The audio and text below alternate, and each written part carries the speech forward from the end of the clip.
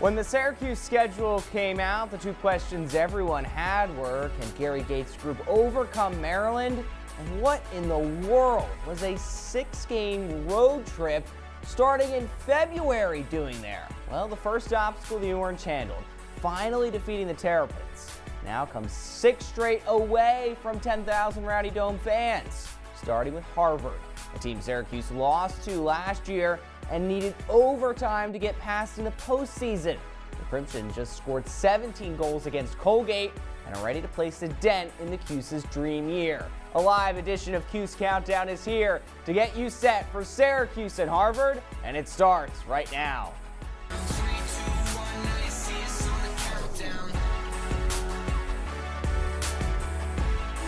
We are coming to you live from our CitrusTV studios. AJ Myers alongside Rahill, Jaiswall, and Ryan Croke. Guys, we got Syracuse men's lacrosse taking on Harvard, the best team in the country. We also got some basketball today, too, as well. It's a busy Saturday on the Hill. This crossover season. This is what everyone loves about this time of year. Basketball, lacrosse, women's lacrosse in action last night. A lot of action around the Hill. Yeah, well, I mean, Syracuse lacrosse. It's great to have them back because Syracuse men's basketball not having the best season. Definitely Number not. one team in the country is nice to have on campus. Not at all. And let's revisit how Gary Gates' group became number one in the country, finally getting past Maryland. Rahill, this was the kryptonite for Syracuse even before Gary Gates took over. Yeah, the last time the Orange had beaten Maryland was 2009. What happened in 2009? They won the national championship. So maybe a sign of a good omen, but a great win for Syracuse. And what I loved was, AJ, they finally out-Maryland, right? This was a squad, Ryan, in years past that had kind of out-physicaled SU. The fourth quarter, Syracuse flipped the script and did what Maryland has done to Syracuse in years past. Yeah, you said it, out-physical. That's what I loved from Syracuse in this game. I have had questions about the toughness of the Syracuse squad, and you said it.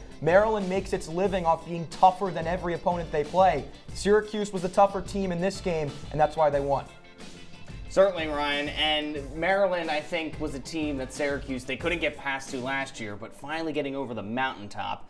How impactful do you think that is, maybe long-term for Gary Gates' group? Oh, it's seismic. It's seismic for this team. They're finally the team that's being chased, and that's something that they've been looking for a long time. And it gets harder now. You know, you hear one of the biggest cliches you hear all the time in sports. Once you get, it's hard to get there, but it's even harder to stay there. That's where this team is now. I'm interested to see how they handle it. Yeah, definitely. And now they're going to get every team's best shot being the number one team in the country. So Syracuse has a target on their back, AJ. The question is, are they ready for that challenge? They certainly do. And Michael Leo, after the Maryland game, alluded to that and the challenges that come with being number one in the country. Coach Gate was saying in the locker room now, we were always chasing to be number one for 3 years, I think, now. So now we're actually being chased. So we got a lot more to do, a lot more pressure on us.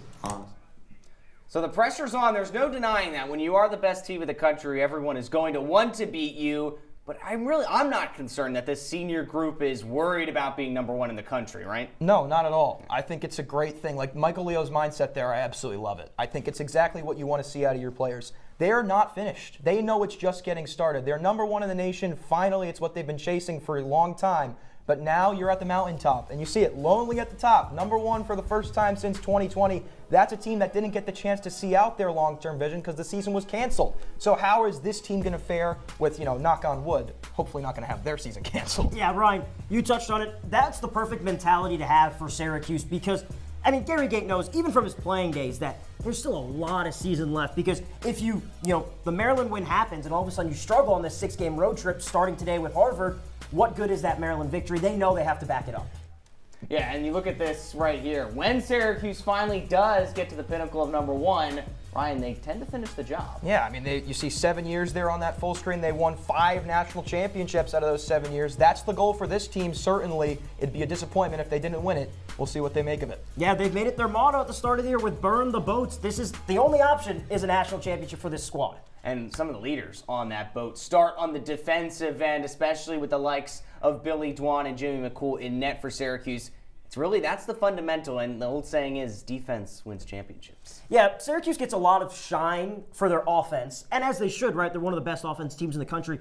But what won them the Maryland game was their defense. You have to give credit to Riley Figueres, Jimmy McCool, Billy Dwan, all those guys back there, extremely veteran-like, experienced. Even Joe Filardi, played a little quarterback as well. He got some run in there as well. This defense was a well-oiled machine against Maryland, and that's what's going to make them win these type of games. Yeah, I couldn't agree more, Rahill. It's just really, really impressive what this defense has done. And all the headlines of that Maryland game was Joey Splina's 4 goals. He finally got over the hump of the big game. But their defense was what was important. It's what won them the game. You look at the stats this year, they're atop the ACC in goals allowed per game, shots per game, save percentage per game, or saves per game, excuse me. They are much better than they were last year. The toughness is there as well. That's something you can't really measure statistically, but they just look tougher, and that's what I love about this team. And now last year against Harvard, they didn't do too well defensively. They gave up a lot of goals in both instances. Yeah, and it wasn't Jimmy McCool's finest outing whatsoever. No, it was not. He's had a solid start to this season, and I'm excited to see what he can do in this game. It's a big one for him. Maybe a bit of a revenge game, and all the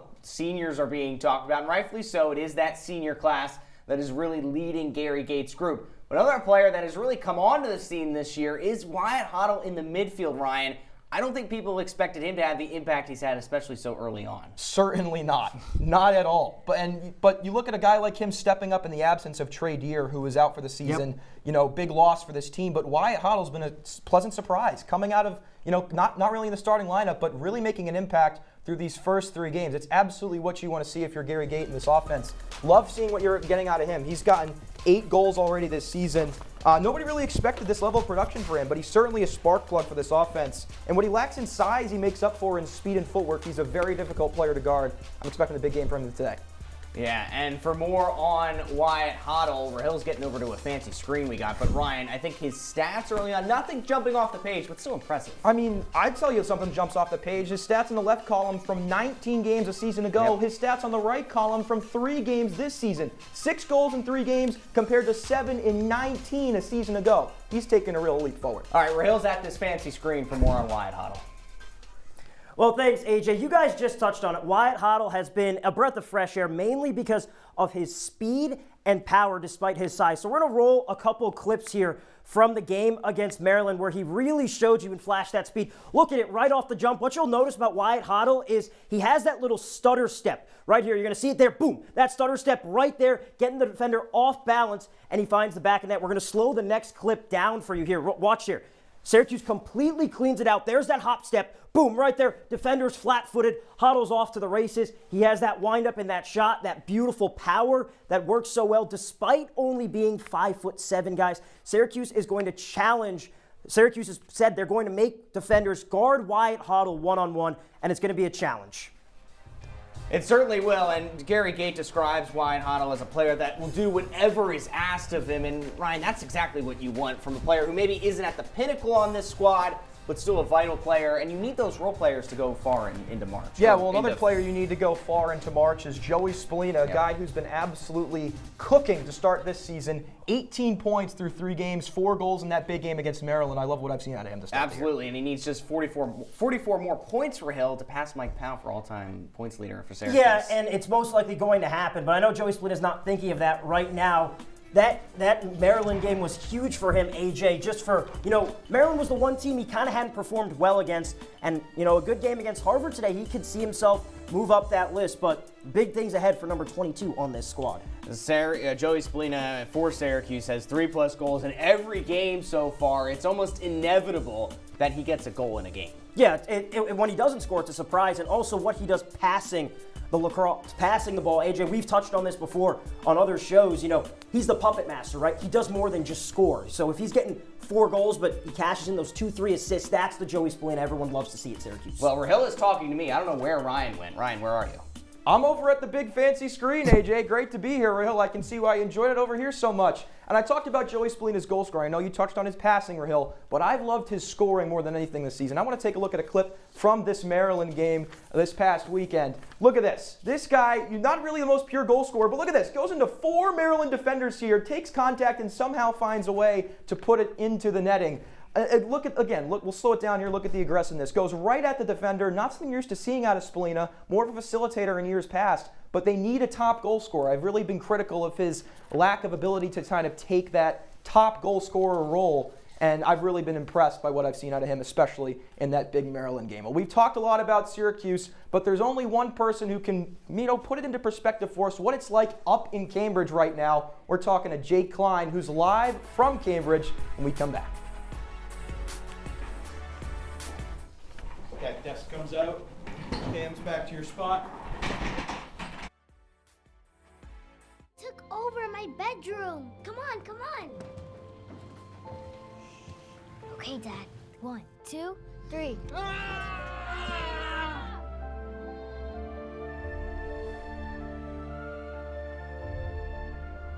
Dad!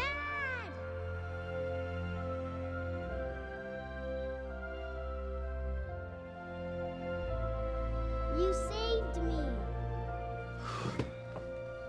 Dad? Are you okay? I'm fine, dear.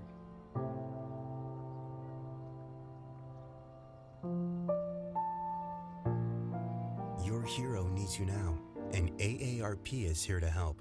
Find the care guides you need at aarp.org/caregiving.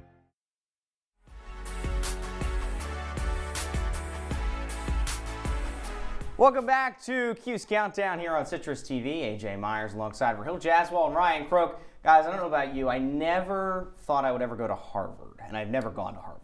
I've been to Harvard once, but that was because my dog had to use the bathroom when I was there. There you go. Yeah, my grades weren't good enough. Yeah, neither were mine. But I think Jake Klein's grades were good enough to Harvard. He just wanted to be here at Citrus TV, and we're now welcoming him live from, it looks like a snowy Harvard as well. Jake, thanks so much for joining us. Are you concerned today about this Harvard attack that did look really good against Colgate?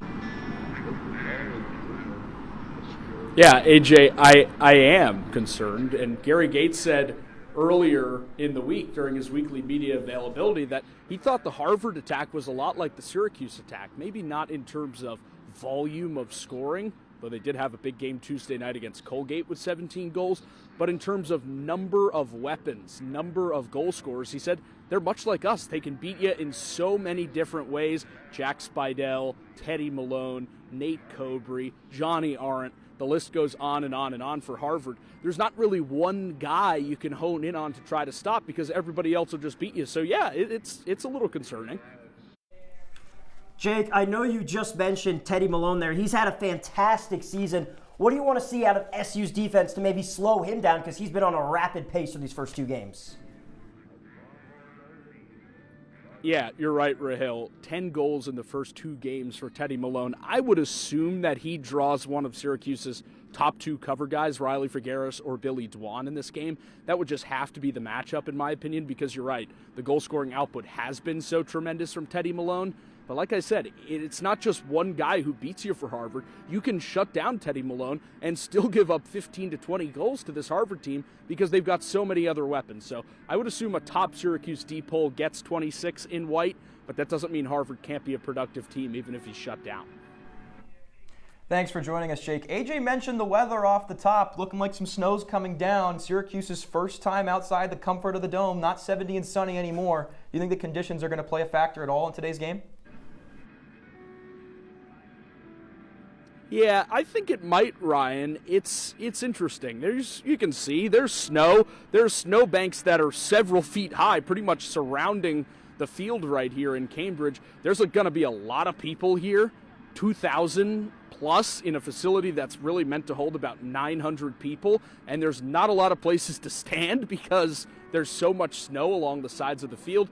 As for the game itself, I don't know. I think Syracuse is probably used to playing outside. All of these guys have grown up playing lacrosse outside. It's not like they've played in the dome since they were 2 years old. They're all from the Northeast, or at least many of them are. I don't think it's going to be a crazy concern. It's not as cold as I expected. It's about 30 degrees in Cambridge. There's a light snowfall, nothing crazy. Syracuse probably has a couple of players who changed out the mesh on their sticks, but I don't think it's going to have a huge impact on Syracuse or either side in this game. Jake, thank you so much for joining us here on Cuse Countdown. You stay warm before face-off. Now, guys, a little bit of snow. We're used to that here in Syracuse. Ryan, I think you make a good point, though. I do think it could potentially be a factor, maybe early on, especially because in the dome, you're never going to get snow. No. Yeah, I'm very interested to see how they react. Changing of the mesh, that's interesting. We'll see what happens. I mean, the weather might play a factor, but I don't think it's going to be the determining factor in this game. Remember, Syracuse played that game against Hobart a couple of years ago where it was 20 degrees and with snow on the ground. So they've played in cold weather games before. Absolutely. Well, what could play a factor is this Harvard team and their potent attack On the other side, we're going to learn about what is making this Crimson side play so well early on in the year. Plus, we'll preview our marquee matchup. All that and more. Cuse Countdown comes back right after this.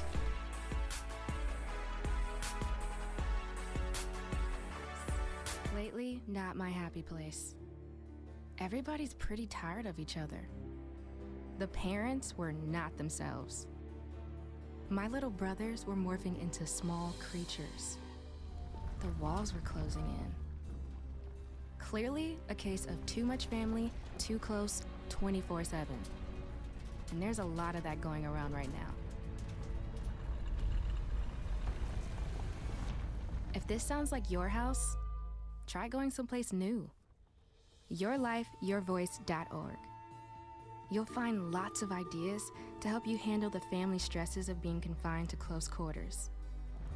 YourLifeYourVoice.org. It might not get you out of the house, but it could help you find a little more breathing room.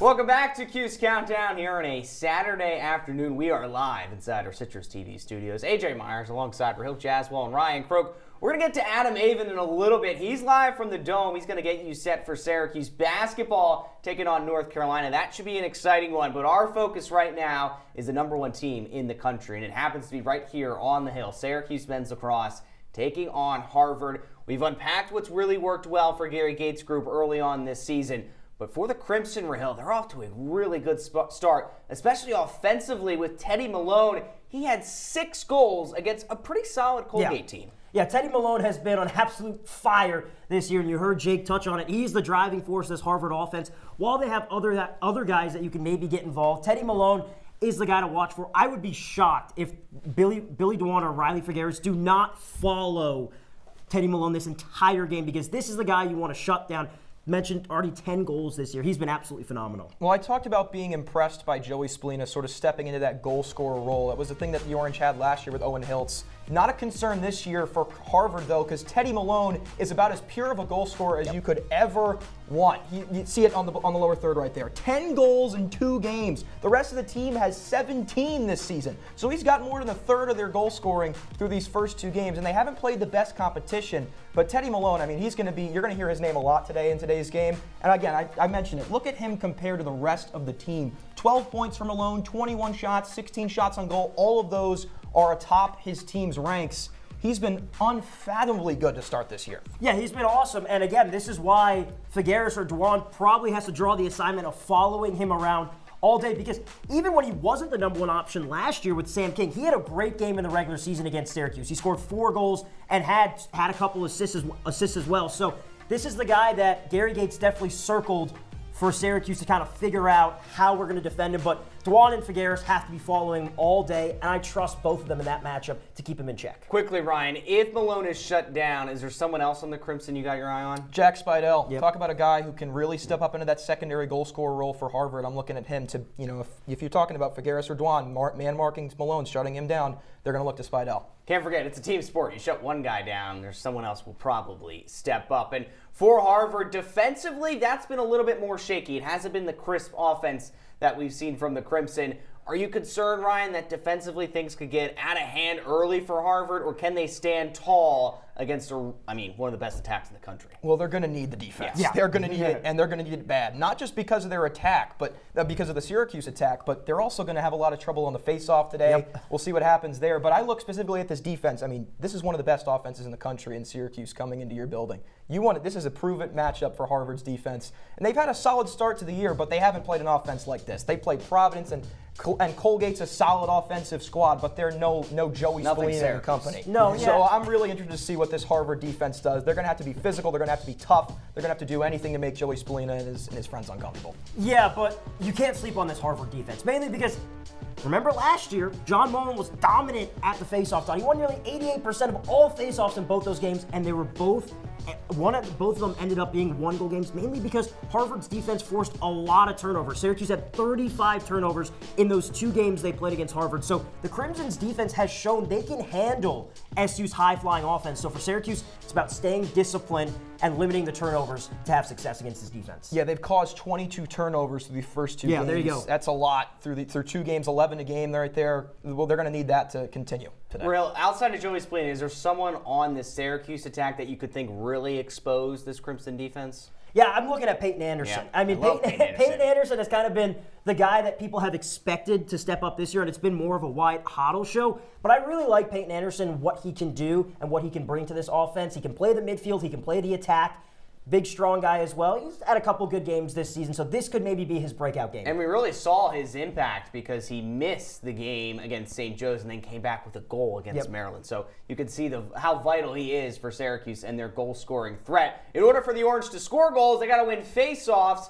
That's something that John Mullen's really good at. Rahill, Harvard's not too great at it. Yeah, Harvard is much improved from last year because last year they only won about 32% of their face-offs. This year they're above 50%, but it's a whole different beast going up against John Mullen. This is a guy who dominated last year because of his physicality and what he does once he wins the face-off. You know, Syracuse is going to have enough possessions. The question is, can Harvard's defense hold up for long enough? Yeah, this is going to be where it really gets dirty for Harvard because you talk about John Mullen, one of the best in the country at the face-off dot. They're going to need someone to step up. You might not win a lot, but this is where the defense comes into play. As I mentioned, that defense is going to have to make some crazy plays because they're not going to win the face-off much today. You wouldn't expect them to at the bare minimum, and the defense is going to have to really step up.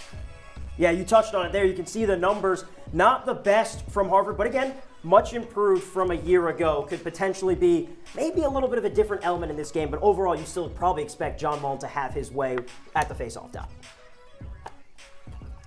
The face-off struggles for Harvard could be what determines the outcome today. John Mullen has been nothing short of spectacular at X for Syracuse. Last season, the Orange slotted in nearly 100 goals after a Mullen face-off win. The Crimson with Owen Umansky have not had the same success at X, as they've alluded to. But no one can really compare to the Cuse, right? I mean, yet there is some light for Harvard against Maryland. Mullen only had a 52% win rate. Maybe some good signs to come for Harvard. And for more on that, we send it over to Rahill and Ryan for our marquee matchup of the week.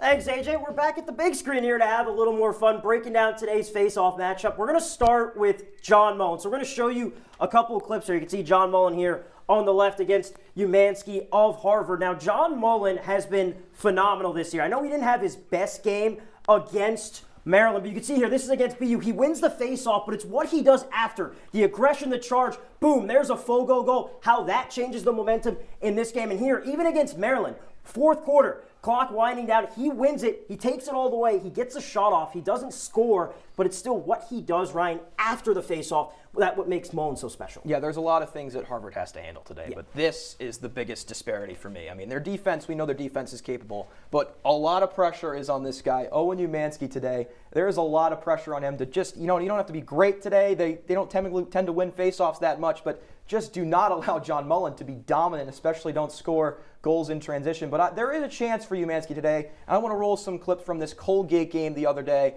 Look at this. This is Umansky's only chance. He gets on top of the ball very quickly, and here he's able to control it and start the attack for Harvard. That's his strategy here. You see it again one more time. Gets on top of the ball very quickly and is able to possess it. That's one of the only ways I can see him having a chance to stop and slow down Mullen today at the dot. Yeah, I mean, you touched on that, Ryan. That physicality is going to be key. Also, maybe you can get in Mullen's head a little bit, force a little bit of a couple of violations. Remember, if you commit a violation, you have to leave the game for the next face-off. And that's maybe where Harvard can have a little bit of success if they get Mullen out of his rhythm. Yeah, I mean, I know Mullen had a bit of a slower day for his standards against Maryland last time out. You got to hope he's in his head a little bit if you're Harvard. Maybe you can take advantage here. But their defense is really going to have to step up. It's not a matchup that Harvard's likely to have much of an advantage in whatsoever. All right, well, that's our marquee matchup, but we're not done yet. We give our keys to the game and our score predictions right after this.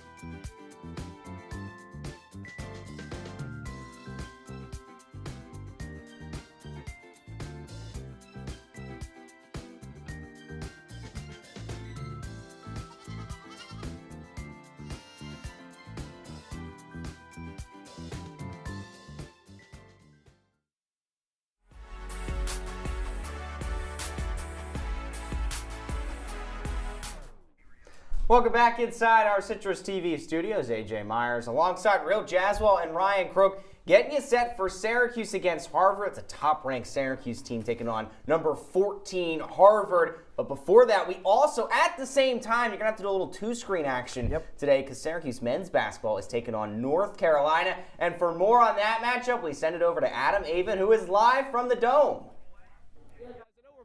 Lacrosse season now, but there's still a pretty big basketball game taking place here in the Dome today between Syracuse and North Carolina. Obviously, two teams that are very familiar with one another. On February 2nd, the last time UNC and Syracuse played this season, it was an 87-77 victory for the Tar Heels, led by a strong performance from Caleb Wilson. But if you didn't know, that star player for North Carolina out with a hand injury and he's sidelined indefinitely. So he's not playing today. Syracuse is going to need a strong performance from Donnie Freeman, who had 23 himself the last time these two teams faced off. Will Syracuse be able to get a top-ranked win like the men's lacrosse team might?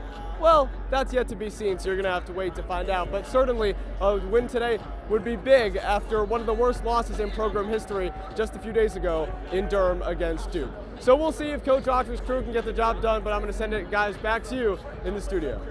Adam, thank you so much. You can follow Adam on X for live updates throughout that game, and Jake Klein as well for lacrosse. Now let's take a look at the upcoming schedule for Syracuse. Rahill, assuming they get by this Harvard team, it doesn't really get any easier with number 12 Princeton. No, and that's another road game as well. And Princeton is a team that gave SU fits in the NCAA tournament last year. That's a high-powered offense. They started the year at number 3, and their schedule has kind of been all over the place because of the snow and the games being canceled, Ryan. But that is still a really good Princeton team. And then, of course, you got Johns Hopkins in there. Syracuse versus Hop, always close. Yeah, that's going to be a fun rivalry matchup. That Princeton loss to Penn State, though, very concerning. I don't know if Princeton's all that. Well, that Princeton game last year was thrilling. One of the best lacrosse games you'll ever see. So if we can get anything like that again, that would be some matchup. But going back to Harvard here, Rahill, what is your key for an SU win?